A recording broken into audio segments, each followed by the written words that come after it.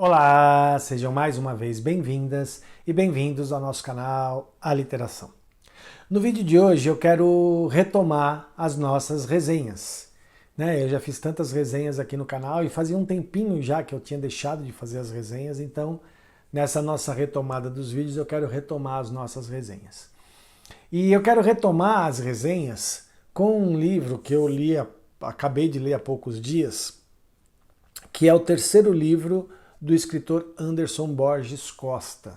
E não é o terceiro livro dele, né? É o terceiro livro dele que eu li. Eu já fiz aqui no canal a resenha dos outros dois livros dele que eu li. Um é O Livro Que Eu Não Escrevi, que é um livro de contos, e o outro é o Rua Direita, o primeiro romance que ele escreveu. E agora eu quero fazer a resenha de um outro romance, que se chama Avenida Paulista 22, que está aparecendo aqui para vocês e que está aqui na minha mão.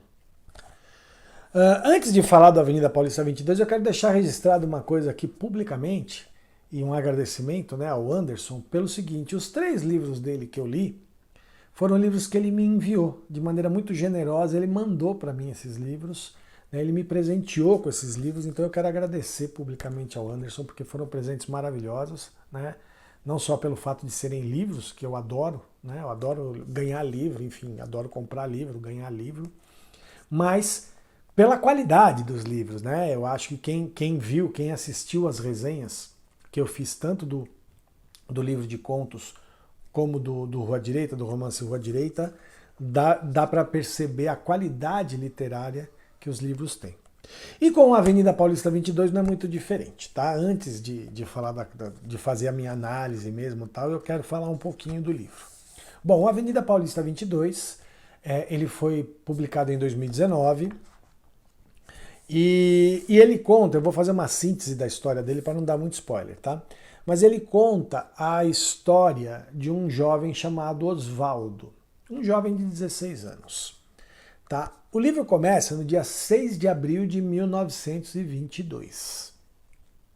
Então, 1922 é um ano importante, principalmente no Brasil, mas principalmente para São Paulo, Semana de Arte Moderna, aquela coisa toda. Então, 6 de abril de 1922.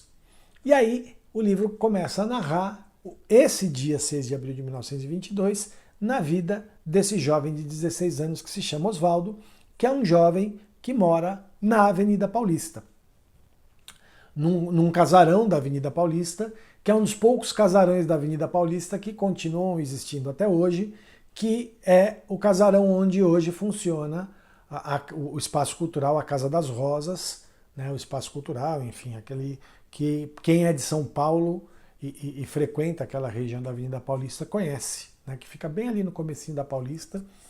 E era a casa que na história é a casa onde o Osvaldo mora em 1922. Porque o pai do Osvaldo é um empresário que criou uma máquina, que, enfim, fabrica uma máquina de moer café, E aí o livro começa a remeter àquela questão do quanto nessa época São Paulo era um grande produtor de café, enfim, essa coisa toda. E o Osvaldo estuda no Colégio Rodrigues Alves, que é uma escola que existe até hoje, que também fica ali na Paulista, perto da Casa das Rosas, também ali no comecinho da Paulista, perto da Casa das Rosas, e que existe até hoje. A Escola Rodrigues Alves existe lá, e o Osvaldo, então, estuda na Escola Rodrigues Alves. E aí, a primeira parte do livro, o livro é dividido em 2 partes. Então, o primeiro capítulo, ou a primeira parte do livro, é esse dia 6 de abril de 1922 na vida do Osvaldo, tá? E aí, a segunda parte do livro é dia 10 de abril de 2022, praticamente 100 anos depois. Porque o Osvaldo, e aí eu vou dar só um spoilerzinho, mas não adianta, tem que dar esse spoilerzinho para vocês entenderem. O Osvaldo ele vai fazer uma viagem no tempo. E esse mesmo jovem de 16 anos, do dia 6 de abril de 1922, é o Osvaldo que vai aparecer na segunda parte do livro, com 16 anos, no dia 10 de abril de 2022. Tá? Então ele viajou no tempo, e o livro mostra isso. mostra como que ele fez essa viagem no tempo e tal, enfim. E tudo que acontece nesses 2 dias, vamos dizer. Mas 2 dias que na verdade são um dia, a gente também não sabe se é um dia só, se são 2 dias, enfim, vocês vão entender por que eu estou falando isso. Tá? Então, assim, ele é um romance, ele é um livro que narra uma história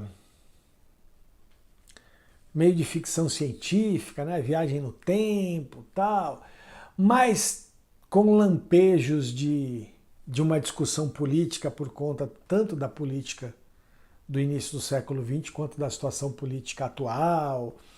Enfim, ele vai fazer uma série de discussões. E o que tem então, assim, ele é um livro jovem, né? O protagonista é um jovem de 16 anos, então todos os desejos, todos os anseios, todos os conflitos de um adolescente de 16 anos estão presentes no livro. E o que esse livro tem de tão interessante, de tão bem elaborado, como todos os outros livros, né, os outros 2 livros que eu li do Anderson, e que eu acho que é realmente um dos grandes escritores contemporâneos do Brasil. Primeiro, vamos lá. Ele brinca com essa questão do tempo. Eu gosto muito de obras literárias onde a forma e o conteúdo dialogam de uma maneira muito forte, né? E isso acontece, por exemplo, nesse livro do Anderson. Por quê? Porque ele brinca com o tempo. Então a história narra uma viagem no tempo. Então o conteúdo da história é uma brincadeira com o tempo. E a maneira como o Anderson escreve as 2 partes do livro é tão bem estruturada, porque é isso. Em tese, a gente se depara com 2 dias. O dia 6 de abril de 1922 e o dia 10 de abril de 2022. Então, em tese, o tempo real do livro são 2 dias. Um no início do século XX, um no início do século XXI. Só que a gente não sabe se são 2 dias. Primeiro, porque ele não terminou o primeiro dia. Ele faz a viagem no tempo no dia 6 de abril de 1922 e chega no dia 10 de abril de 2022. Então, o dia dele não terminou. Então, esses 2 dias se transformam em um, né? Porque tem a ver com a questão do horário em que ele faz a viagem no tempo, o horário que vai acontecer uma coisa lá em 2022, enfim. Segundo, então essa é a primeira brincadeira que ele faz com o tempo. Segunda brincadeira que ele faz, os acontecimentos que são narrados, principalmente na primeira parte do livro, na segunda também, mas na segunda menos, porque a segunda parte do livro ele tem uma outra característica.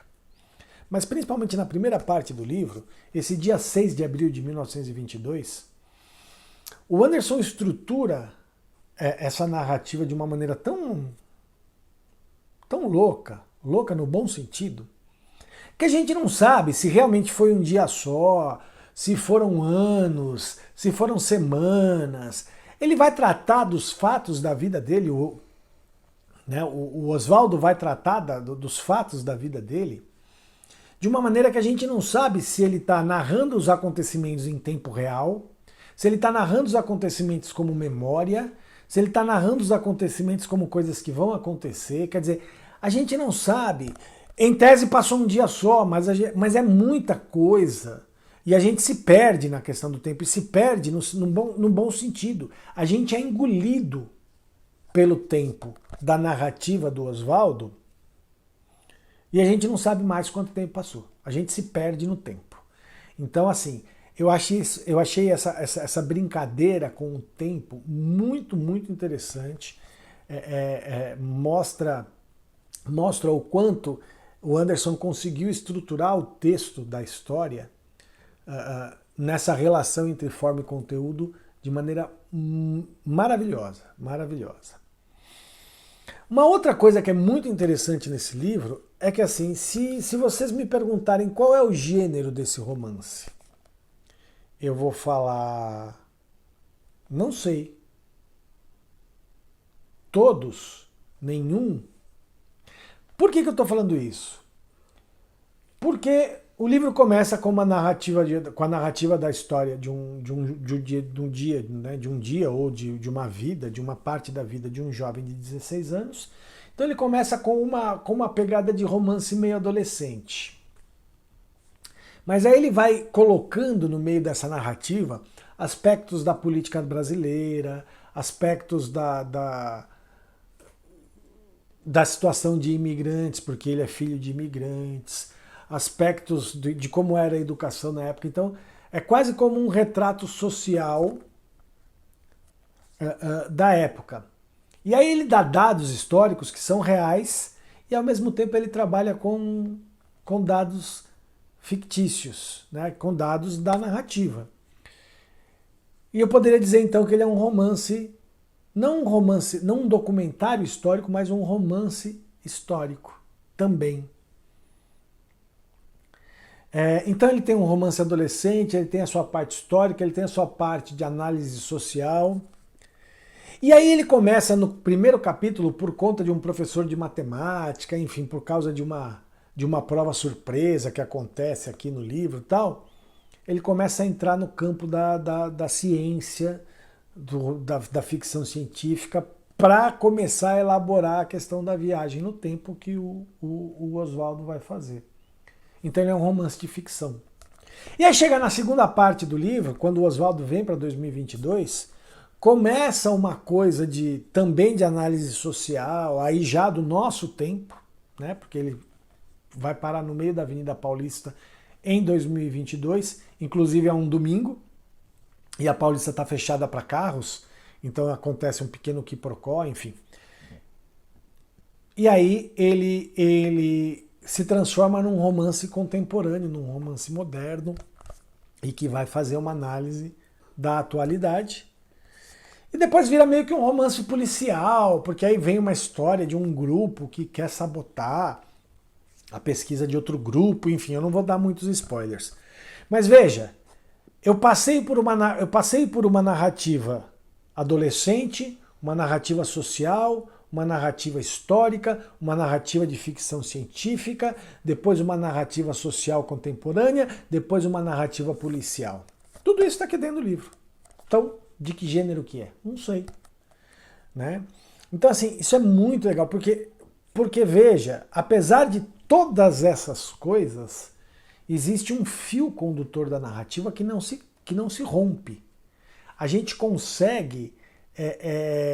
a gente compra as ideias dele, a gente compra esse romance adolescente, a gente abraça, né? A gente abraça e é abraçado por esse romance adolescente, por esse romance histórico, por esse romance de ficção científica, enfim, por todos esses gêneros de romance, eles não se perdem, muito pelo contrário, eles se encaixam de maneira muito, muito bem estruturada. Então eu acho que isso é outro dado muito importante do livro do Anderson, né? E tem uma terceira coisa que é assim, tem uma terceira coisa que para mim é muito, muito legal, que é assim, ele nos coloca diante de vários elementos de construção narrativa que lembram gêneros, por exemplo, teatrais, né? Então assim, você tem um quiprocó, você tem a história é feita de vários quiprocós, e quiprocós, para quem não sabe, é um dos elementos constituintes da comédia, né? Então o que é um quiprocó? O quiprocó é um nó, né? A ação vai acontecendo, aí dá um nó, uma reviravolta, uma confusão, que no caso da comédia, o quiprocó serve justamente para o efeito cômico, né? Porque aí você vai dar um nó na ação de maneira que o efeito cômico venha, né? Isso acontece em alguns casos, em alguns momentos aqui do Avenida Paulista 22, acontece essa coisa de quiprocós, né? De vários nós na ação, na narrativa, que vão resultar em coisas meio anedóticas até, né? E ao mesmo tempo você tem, por outro lado, você tem algumas soluções. Existia um recurso que se usava na tragédia grega, que se chama Deus ex machina, né? Que é um recurso que é o seguinte: a ação ganha a ação é envolvida por um conflito tão grande, tão insolúvel, que a única maneira de você solucionar o conflito é descer. No caso, estou falando no caso da tragédia grega, tá? Era aparecer o Deus para resolver a situação toda, né? Isso acontece, por exemplo, em Medeia, né? Quando ela se mete quando a ação de Medeia vem de um jeito tão louco que não tem mais o que fazer, ela matou os filhos na frente do Jazão e aquela coisa toda tal, que aí vem e ela sobe aos céus num carro de fogo tal. Isso é um recurso da tragédia grega que se chama Deus Ex Machina. E a gente tem alguns momentos de Deus Ex Machina aqui, porque ele vai criando nós assim tão loucos que a única forma de solucionar é de assim, apareceu aqui o fulano, pum, e resolveu. É quase um Deus Ex Machina, não é um Deus, tá, né? Mas assim, é aquela coisa é um recurso de que aparece alguém aqui e resolve tudo assim, sem muita explicação. E eu tô falando isso, gente, não é uma crítica não, é muito legal, porque assim, é um recurso mesmo estilístico, é um recurso narrativo. E que para ser usado, você precisa entender muito dele, você precisa saber muito usar. Não é um recurso que pode ser usado assim gratuitamente, porque senão fica inverossímil a história. E no caso do livro do Anderson, não. Tem verossimilhança, tem lógica, corresponde à lógica, né, da narrativa do livro. Então assim, foi mais uma grata surpresa. Eu agora acho que já fiz o combo do Anderson, né? Assim, já li os 3 livros dele. Pelo que eu sei da história do Anderson, ele tem uma peça de teatro escrita que eu ainda não li. Não estou de forma nenhuma pedindo, Anderson, para você mandar para mim a peça de teatro, mas se quiser mandar, vai ser um prazer ler também, tá? Então, assim, fechei o combo dos livros do Anderson. Vale muito a pena ler. Avenida Paulista 22. Anderson Borges Costa, e vale muito a pena ler as obras do Anderson, tá? Volto a dizer, para mim o Anderson é uma grata surpresa e para mim é um dos grandes escritores da atualidade. Então, fica aqui a minha recomendação para mais esse livro do Anderson, ou o livro que eu não escrevi, ou Rua Direita, ou Avenida Paulista 22. Tá certo? É isso, espero que vocês tenham gostado. Mais uma vez eu peço a todas e todos que curtam o vídeo, compartilhem, comentem, se inscrevam no canal se ainda não se inscreveram, se já se inscreveram, convidem pessoas a se inscreverem no canal, vamos aumentar aí o nosso engajamento, aumentar o nosso número de inscritos para que a gente possa continuar fazendo esse trabalho que a gente faz com muito carinho, com muito cuidado. Visitem nosso blog, nossas redes sociais, mais uma vez, lembrando que o chamamento para o 10º número da nossa revista Fluxos já está aberto, então vai lá no blog, vê lá as regras do chamamento. Se quiser mandar seu texto para nós, manda o texto para nós, que a gente vai ter a maior alegria em receber os textos de vocês, tá bom?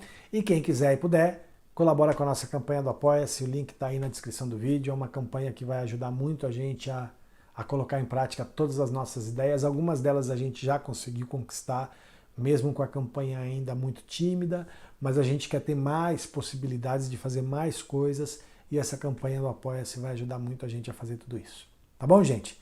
É isso. Até o próximo vídeo. Tchau, tchau.